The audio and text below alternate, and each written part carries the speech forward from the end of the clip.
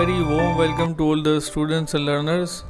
And today we are going to start a new story which name is The 100 Dresses. Actual में ये जो कहानी है 100 dresses, ये कहानी है वांड्रा पेट्रोस्की की, जो कि एक पोलिश माइग्रेंट है. एक्चुअल में पोलिश माइग्रेंट वो लोग हैं जो पोलैंड से बिलोंग करते हैं और जो अमेरिका माइग्रेट कर गए थे. अब जो अमेरिकन कम्युनिटी है वो वांडा पेट्रोस्की को एक्सेप्ट नहीं करती है और उसके साथ में बहुत ज़्यादा डिस्क्रिमिनेशन किया जाता है और उसको परेशान भी किया जाता है. तो ऐसी क्या चीज़ होती है कि एक ह्यूमन बीइंग अपने आप को दूसरों से अलग कर लेता है, या एक ह्यूमन बीइंग को दूसरों से अलग मान लिया जाता है, या उसके साथ डिस्क्रिमिनेशन किया जाता है किसी एक खास चीज़ को लेकर के. यही इस कहानी का उद्देश्य है.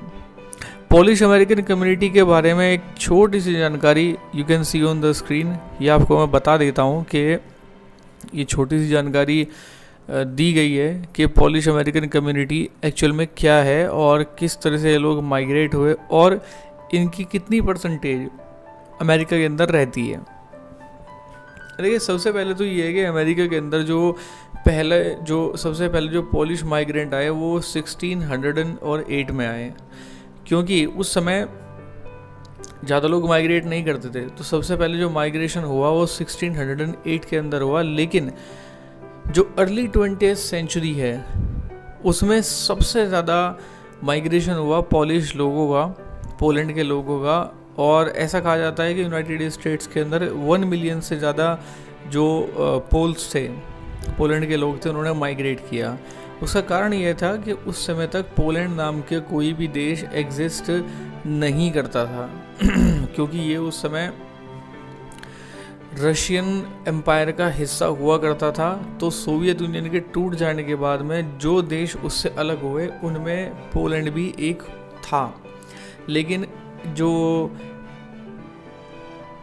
18th सेंचुरी है, जो अर्ली 20th सेंचुरी है, उस अर्ली 20th सेंचुरी में पोलैंड का कोई अस्तित्व नहीं था. इसलिए 1 मिलियन लोगों के करीब लोग अमेरिका के अंदर माइग्रेट हुए.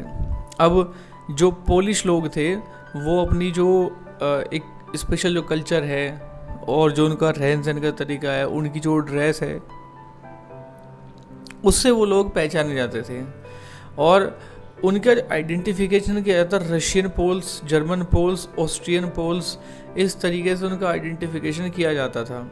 सबसे जो नोटेबल चीज़ है अमेरिकन पोलिश कम्युनिटी के बारे में वो है कि इनकी सबसे ज़्यादा जो जनसंख्या है वो शिकागो के अंदर और उसके जो बाहरी जो इलाका है वहाँ वो रहती है. इसलिए शिकागो कभी कभी largest Polish city in the world भी कहा जाता है. इसके बाद में दूसरा नंबर आता है वॉर्शो का, जो कि पोलैंड की कैपिटल है. मतलब हाल फिलहाल में जो पोलैंड की कैपिटल है उसका नाम है वॉर्शो, और उसके ये दूसरे नंबर पर आती है. और उससे पहले जिसका नाम आता है वो है अमेरिका का शिकागो शहर. अच्छा, ये जो पोलिश अमेरिकन जो लोग हैं इनके साथ में यूनाइटेड स्टेट्स में अतीत में बहुत ज़्यादा डिस्क्रिमिनेशन हुआ, जिस तरीके से आयरिश, इटालियंस और ज्यू लोगों के साथ में किया गया था.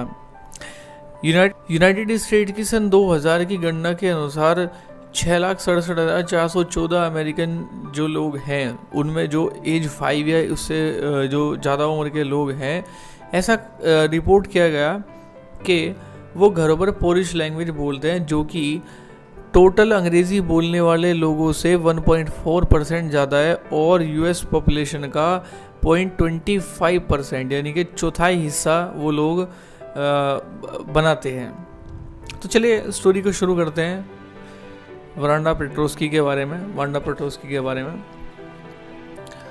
Today morning Wanda Petrosky was not in her seat, but nobody, not even Peggy and Madeline in Girls, the girls who started all the fun, noticed her absence. Usually Wanda sat in the seat next to the last seat in the last row in room 13. She sat in the corner of the room where the rough boys who did not make good marks sat, the corner of the room where there was most scuffling of feet, most roars of laughter when anything funny was said, and almost mud and dirt on the wall. आज सोमवार है। वांड्रा Petronski अपनी seat पर नहीं थी, किसी ने भी, यहाँ तक कि पैगी और मेडलाइन जो कि उसका मजाक उड़ाती थी, उसकी एब्सेंस को उन्होंने भी नोटिस नहीं किया। आमतौर पर क्या होता था कि वांडा जो थी वो लास्ट सीट पर लास्ट रो में कमरा नंबर 13 में बैठा करती थी और वो कमरे के उस कॉर्नर में बैठती थी जहाँ पर जो रफ बॉयज़ थे, यानी कि जो शरारती जो लड़के थे, अनडिसिप्लिन जो लड़के थे, वो जिनके अच्छे नंबर नहीं आते, वो बैठा करते थे। और ये जो कॉर्नर था रूम का, ये वो जगह थी जहाँ से पैरों को घसीटने की आवाज़ आती थी, जहाँ से सबसे ज़्यादा शोर शराबा आता था हंसने का, जब कुछ भी मजाकी लहजे में कहा जाता था। और ये कमरे का वो कोना था जहाँ पर सबसे ज़्यादा मर्ड और डर्ट फ्लोर पर रहता था। Wanda did not sit there because she was rough and noisy. On the contrary, she was very quiet and rarely said anything at all, and nobody had ever heard her laugh out loud.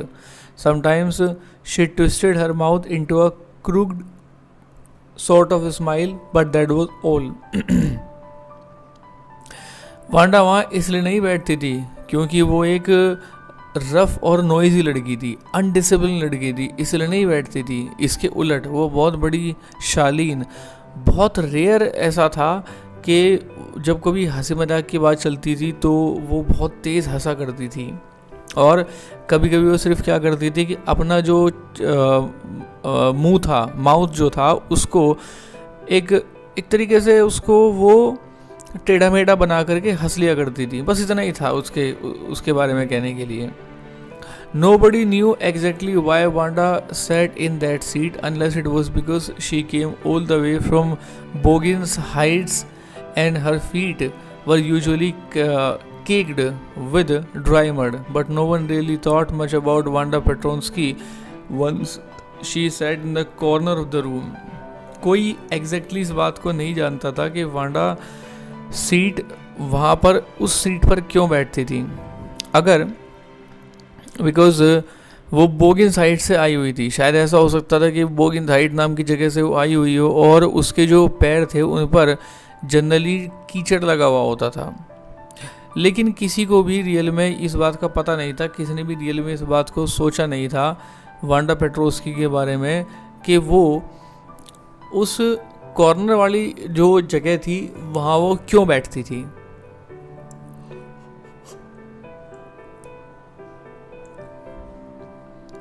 The time when they thought about Wanda was outside of school hours at noon time, when they were coming back to school, or in the morning early before school began, when groups of 2 or 3 or even more would be talking and laughing on their way to the schoolyard. आगे ये होता है कि the time when they thought about Wanda, मतलब एक समय ऐसा आता था जब वो वांडा के बारे में सोचते थे कि वांडा स्कूल के आवर्स में स्कूल से बाहर है, जैसे कि नून टाइम हुआ जब वो स्कूल से आ रहे हैं, या फिर अर्ली मॉर्निंग है स्कूल के शुरू होने से पहले। स्कूल के ग्रुप का 2 या 3 या उससे ज़्यादा का जो ग्रुप था, या तो वो बात कर रहे होते थे या उसके ऊपर हंस रहे होते थे जब वो स्कूल यार्ड में होते थे। Then sometimes they waited for Wanda to have fun with her, या कभी कभी वो वांडा का इंतज़ार करते थे उसके साथ हंसी मजाक करने के लिए। The next day, Tuesday, Wanda was not in school either and nobody noticed her absence again. अब अगले दिन यानी कि ट्यूसडे को वांडा स्कूल के अंदर नहीं थी और किसी ने उस बात पर ध्यान भी नहीं दिया, यानी कि उसकी एब्सेंस को किसी ने ज़्यादा सीरियसली नहीं लिया। But on Wednesday, Peggy and Maddie, who sat down front with other children who got good marks and who did not track in a whole lot of mud, did notice the Wanda wasn't there. अब Wednesday को पैगी और Maddie जैसी लड़कियां जो दूसरे बच्चों के front में बैठा करती थी और जिनको अच्छे नंबर मिला करते थे, जो और जिनके पैरों में कीचड़ भी नहीं लगा होता, मतलब जूतों में जिनके कीचड़ भी नहीं लगा होता था, बड़ी नीट एंड क्लीन रहने वाली लड़कियां थी, उन्होंने नोटिस किया कि वांडा वहाँ नहीं थी। यानी कि उस कॉर्नर में जहाँ वांडा बैठा करती थी वहाँ पर वांडा नहीं थी। Peggy was the most popular girl in school. She was pretty, she had many pretty clothes and her hair was curly. Peggy school की सबसे पॉपुलर लड़की थी, वो सुंदर थी और उसके कपड़े भी बड़े अच्छे होते थे और उसके बाल जो थे वो करली थे। Maddie was her closest friend. The reason Peggy and Maddie notice Wanda's absence was because Wanda had made them late to school. Maddie जो थी वो उसकी सबसे क्लोजेस्ट फ्रेंड थी और ये रीज़न कि उन्होंने वांडा की एब्सेंस को नोटिस किया, उसका कारण ये था पैगी और मैडी वांडा की वजह से ही स्कूल लेट आए थे। They had waited for Wanda to have some fun with her and she just didn't come. उन्होंने वो वांडा का इंतज़ार करते रहे उसके साथ हंसी मजाक करने के लिए, लेकिन वो नहीं आई। They often waited for Wanda Petrovsky to have fun with her. अधिकतर वो उसका इंतज़ार केवल उसके साथ हंसी मजाक करने के लिए किया करते थे, बाकी उनका कोई सीरियस पर्पज़ उनका नहीं होता था। So this was the first part of the story, The 100 Dresses part 1। और वांडा पेट्रोस्की के बारे में जो चीज़ चैप्टर की शुरुआत में बताई गई है कि वांडा पेट्रोस्की स्कूल से एब्सेंट हो जाती है, तो उसकी एब्सेंट में जो 2 लड़कियां हैं, मैगी और उसकी जो सहेली, अब देखते हैं कि वो उसकी एब्सेंस में किस तरह से फील करते हैं या उसकी एब्सेंस को किस तरीके से लेते हैं। We will come to know in the next part of the story. Till then, thank you very much.